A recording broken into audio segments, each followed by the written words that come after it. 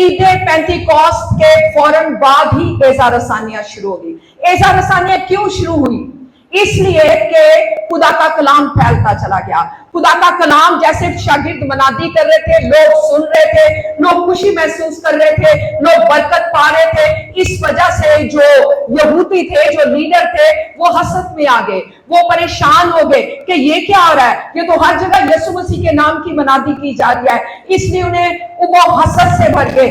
और कलाम में लिखा है कि जब पतरस ईद पेंटिकॉस्ट के बाद उसने कलाम सुना, उसके कलाम सुनाने से उसके बाद से एक ही दफा 3000 लोग बच गए। Hallelujah, hallelujah.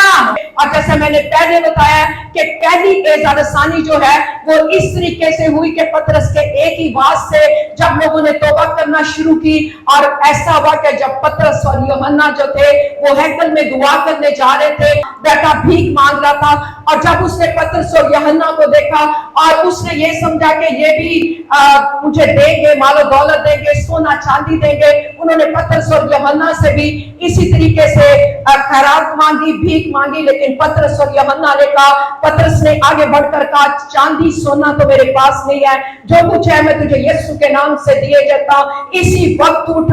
और जैसे ही पतरस ने यीशु मसीह के नाम से हुक्म दिया, जो वो लंगड़ा था उछलता कूदता हुआ उनके साथ हैकल में जा खड़ा हुआ। हालेलुया।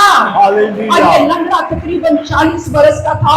और जब यहूदियों ने देखा, जब लीडर्स ने देखा, तो उनको फिर से आग लग गई, वो हसरत से भर गए और उन्होंने मंसूबाबंदी करना शुरू कर दी कि किस तरीके से, किसी तरीके से हम कैसे भी हो, जैसे भी हो, हम इन्हें गिरफ्तार करेंगे, हम यीशु की मनादी करने से इन्हें मना करेंगे।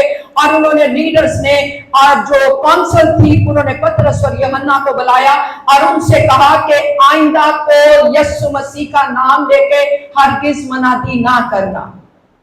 लेकिन जहां दिल अंदर उछले, जहां मनादी का जोश भरा हो, जहां पाकरू की मामूरी हो, जहां इंसान पाकरू से भर जाए, वहां वो किसी के कहने पे बंद नहीं हो सकता, वो मनादी करने से रह ही नहीं सकता। इसलिए पतरस ने दलेरी के साथ यहूदी लीडर्स को जवाब दिया। उन्होंने कहा, तुम ही इंसाफ करो, क्या ये वाजिब है कि हम खुदा का नाम लेने की बजाय तुम्हारी ज्यादा बात माने? हम ऐसा नहीं कर सकते। जो कुछ हमने सुना है, जो कुछ हमने देखा है, हम वही मनादी करेंगे, क्योंकि वो सुन चुके थे, वो देख चुके थे यीशु मसीह को मनादी करते हुए कि यीशु मसीह ने किस तरीके से मुर्दों को जिंदा किया, अंधों को आंखें दी, कोढ़ियों को पाक साफ किया, और वादे के मुताबिक अपने पाकरू को जो उनका दूसरा मददगार था उसको भेजा। वो कैसे उनकी बात मान सकते थे? इसलिए उनकी बात उन्होंने ना मानी और उनके पास से निकलकर जगह जगह मनादी करते चले जाए, रूहें बचाते चले गए, लोगों को खुदा के पास लेकर आते रहे और यीशु के नाम के झंडे काटते रहे और यीशु के पास लोगों को लेकर आते रहे। Hallelujah, hallelujah, hallelujah, hallelujah. उन्होंने अपने जिस्म की परवाह नहीं की कि हमें ये गालियां देंगे, हमें ये कोड़े लगाएंगे, हमें ये बैट लगाएंगे, हमें हरासा करेंगे, हमें कैद खाने में डालेंगे, हमें हवालात में बंद करेंगे। बिल्कुल परवाह नहीं की, जगह जगह जाकर मनादी करते रहे। और ये वाक्य जो है आपको अमाल की किताब उसके 4 बाब में मिलेगा। और उसके बाद ऐसा अमाल की किताब उसके 7वें बाब में लिखा है कि दूसरी एज़ा रसानी जो थी वो स्तिफनस पर आई। और ऐसा लिखा है कि स्तिफनस जो था वो रूह की मामूरी से मामूर होकर उसने कलाम करना शुरू किया। उसने कहा, ऐ इस्राएलियों, ऐ यहूदियों, तुमने यीशु को मसलूब किया है, तुमने उसको गाड़ा है, तुमने उसको मारा है। और उस स्तिफनस ने पैदाइश की किताब से लेकर एंड तक यीशु की मनादी तक उन यहूदियों को एक एक बात वाज़ा कर दी। उसने कहा कि हमारे बाप अब्राहम को खुदा ने किस तरीके से उसके रिश्ते नातों से निकाला और उसको जो वादा किया था कि मैं तुझे सरबलंद करूंगा, मैं तुझे बरकत दूंगा, तेरी औलाद जो है वो पूरी दुनिया में मनादी करेगी। और उसने पैदाइश की किताब से लेकर आखिरी यीशु मसीह की मनादी करते करते अमाल की किताब पर ले आया कि किस तरीके से तुमने यीशु को मसलूब किया। और वो बयान करता चला गया और यहाँ तक उसने कहा कि तू वो लोग हो जिसने उसको कत्ल किया, उस मासूम को, बेगुनाह को तुमने सूली पर चढ़ा दिया। और कलाम में लिखा है कि जैसे यहूदियों ने सुना, जैसे कि लीडर ने सुना, तो उन्होंने उस पर दांत पीसना शुरू कर दिए। उन्होंने गुस्से में आकर उसको घसीटा, उसको मारते, संसार करते हुए, घसीटते हुए शहर से बाहर ले गए और वहां उसे अगवा करके छोड़ दिया।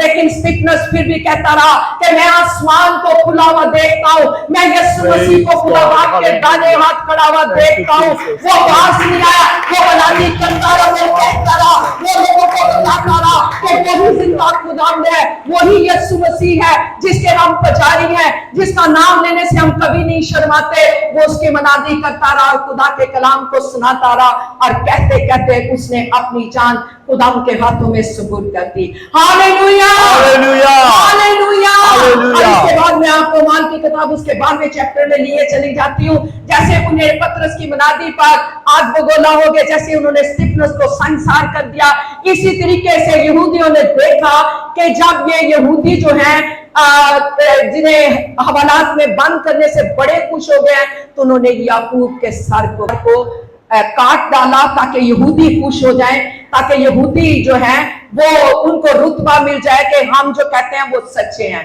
लेकिन फिर भी वो ना डरे।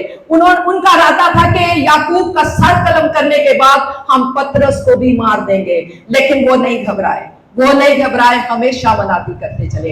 हालांकि जानें चली गई, स्तिफनस जो है वो मार दिया गया, संसार कर दिया गया, याकूब का सर कलम कर दिया गया, लेकिन इसके बावजूद वो शागिर्द नहीं डरे, हमेशा मनादी करते रहे, यीशु का प्रचार करते रहे। हालेलुया।